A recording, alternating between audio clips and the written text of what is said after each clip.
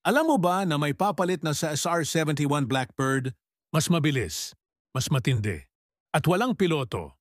Ito ang SR-72, tinatawag na Son of Blackbird ng Lockheed Martin. Isa itong hypersonic drone na kayang lumipad ng Mach 6, halos 7,400 km/h, gamit ang makabagong turbine-based combined cycle engine.